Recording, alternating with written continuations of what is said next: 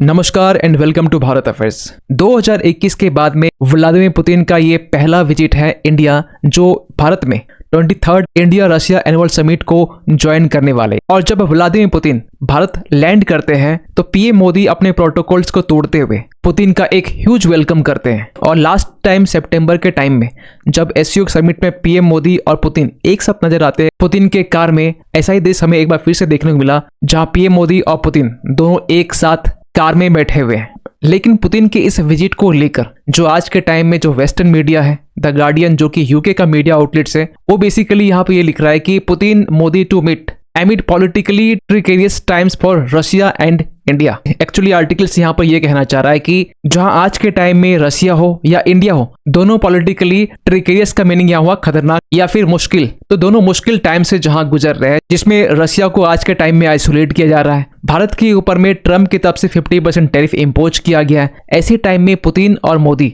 ये आपस में मुलाकात कर रहे हैं। इसके साथ यहाँ पर देखिए बीबीसी ने यहाँ पर ये लिखा है कि why Putin is visiting Modi in Delhi. BBC के पास में कोई टाइटल सी नहीं था जहां पे इन्होंने ये कह दिया कि पुतिन और मोदी ये दोनों दिल्ली में क्यों मिल रहे हैं। खैर जो भी हो, रशिया के प्रेसिडेंट आज के टाइम भारत में है और भारत आने के बाद में पीएम मोदी की तरफ से एक ह्यूज वेलकम किया जाता है, जिसको लेकर अब तक आपने काफी विजुअल्स देखे भी होंगे। और इसको लेकर पीएम मोदी की तरफ से भी ट्वीट किया गया कि delighted to welcome my friend President Putin to India. Looking forward to our interactions later this evening and tomorrow. India-Russia friendship is a time-tested one that has greatly benefited our people. और यहाँ पर कुछ images यहाँ पर share की गई है। लेकिन जिस तरीके से पीएम मोदी की तरफ से प्रोटोकॉल को ब्रेक करके पुतिन को यहाँ पर वेलकम किया गया है, ऐसा नहीं ये पहली बार है। इसके पहले भी यहाँ पर 2015 के टाइम में बराक ओबामा जब भारत आते हैं रिपब्लिक डे के टाइम में, यहाँ पर ही प्रोटोकॉल को तोड़ा जाता है। इतना ही नहीं, यहाँ पर 2017 के टाइम में शेख हसीना जब भारत विजिट करती है, सेम चीजें रिपीट होती है। 2017 के टाइम में जो शिंजो आबे जो जापान के प्राइम मिनिस्टर होते हैं, जब ये अहमदाबाद एयरपोर्ट पहुंचते हैं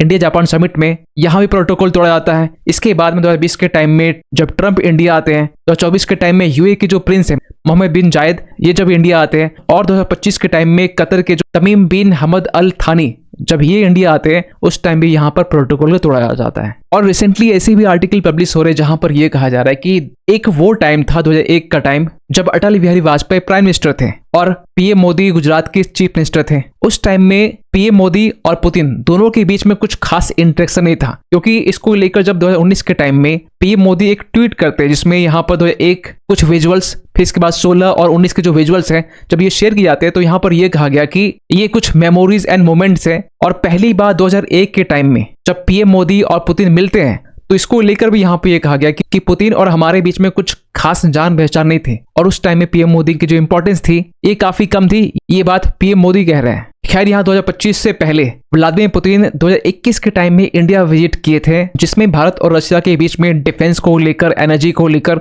और लॉन्ग टर्म पार्टनरशिप को लेकर यहाँ पर डील की गई थी। लेकिन इस बार का जो विजिट है जिसमें यह कहा जा रहा है कि पुतिन के अलावा भी यहाँ पर 7 डेलीगेशंस और हैं, जैसे कि रशिया के डिफेंस मिनिस्टर, एग्रीकल्चर मिनिस्टर या फिर इंटरनल अफेयर्स मिनिस्टर, ये ऐसे 7 की मिनिस्टर्स हैं जो पुतिन के साथ में इंडिया विजिट किए हैं। इतना ही नहीं, यहाँ पर यह भी कहा जा रहा है कि भारत और रशिया के बीच में एक क्रूशियल टॉक्स हो सकता है डिफेंस को लेकर, क्योंकि इससे पहले ये भी बातें की जा रही थी कि हो सकता है कि S-400 के जो रिमेनिंग यूनिट्स हैं ये रशिया शेड्यूल टाइम से हमें पहले दे दे, क्योंकि रशिया ने यहाँ पर यह कहा कि 2026 तक इसे डिलीवर कर दिया जाएगा। इतना ही नहीं, यहाँ पर S-500 को लेकर बातें की जा रही थी कि S-500 की जो मैन्युफैक्चरिंग है ये हम लोग भारत में ही करने वाले, और इसको लेकर जो फुल टेक्नोलॉजी ट्रांसफर ये रशिया भारत को करने वाला है। और राजनाथ सिंह जी ने भी यहाँ पे ये कहा है कि जो रशिया है ये भारत का एक स्ट्रेटेजिक पार्टनर है इन टेक्नोलॉजी डिफेंस में। लेकिन इस बीच में एक ऐसी अपडेट सामने निकल के आती है जहां पर वेस्टर्न मीडिया की तरफ से, ब्लूमबर्ग की तरफ से ये आर्टिकल पब्लिश किया गया कि भारत और रशिया के बीच में $2 बिलियन का सबमरीन को लेकर डील किया जा रहा है। लेकिन इसको लेकर पीआईबी फैक्ट चेक की तरफ से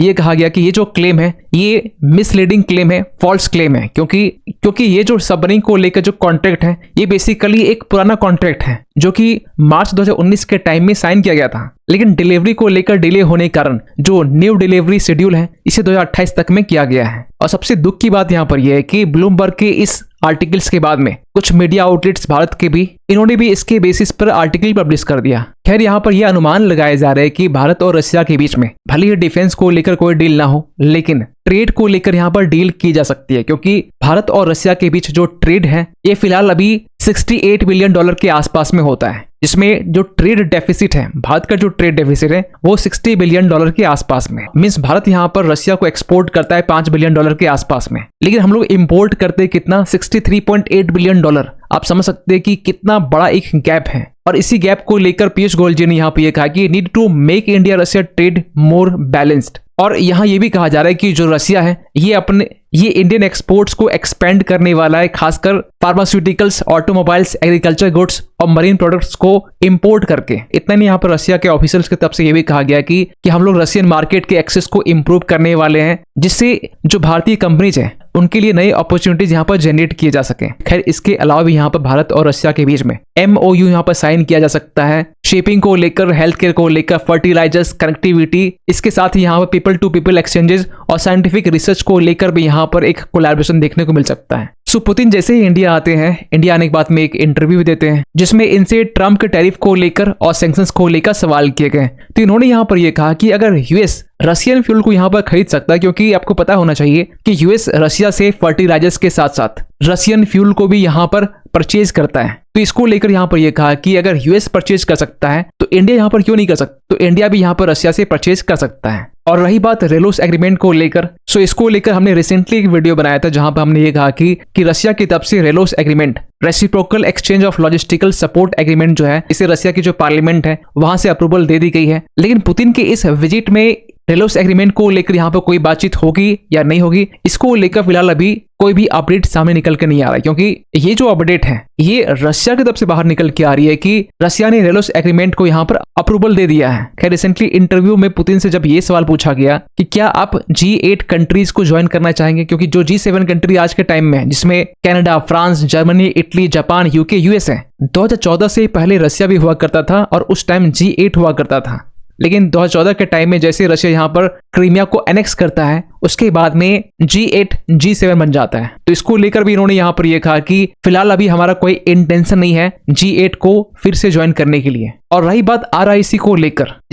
जिसको लेकर काफी चर्चा हो रही थी जब SCO समिट होने वाले थे चाइना में, जहां PM मोदी, शी जिनपिंग और पुतिन एक फ्रेम में नजर आ रहे थे, उस टाइम ये बातें की जा रही थी कि RIC को फिर से एक बार रिवाइव किया जा सकता है। लेकिन आपको बताना चाहते हैं कि जो RIC का जो जिक्र है ना, ये ओनली SCO समिट के आसपास में ही था। जैसे यहाँ पे SCO समिट खत्म होता है, RIC को लेकर जो जिक्र है या फिर इसको लेकर कोई भी अपडेट या कोई भी आर्टिकल्स आपको देखने को नहीं मिले होंगे, क्योंकि RIC को लेकर जिक्र करना, मीडिया आउटलेट्स इसे मीडिया में कवर करना, ये बेसिकली ट्रम्प के टैरिफ का एक रिस्पॉन्स था, जिसके बाद में यूएस के जो मीडिया आउटलेट्स है वो ये बातें कर रहे थे कि ट्रम्प के टैरिफ के कारण भारत जो है वो आज यूएस से दूर जा रहा है, जहां चाइना, इंडिया और रशिया एक साथ आ रहे हैं और एक बार फिर से ओल्ड जो ट्रोइका है इसे रिवाइव करने की बात की जा रही है। इतना ही नहीं, आज के टाइम में भी यूके का ही एक मीडिया आउटलेट है द इकोनॉमिस्ट, पुतिन के इस विजिट को लेकर भी यहाँ पे ये लिखा जा रहा है कि अमेरिका के जो प्रेसिडेंट है इनके कारण यहाँ पर make Indo Russian relation great again, इसकी बातें यहाँ पर की जा रही है। और इस टाइटल में यहाँ पे ये लिखा गया कि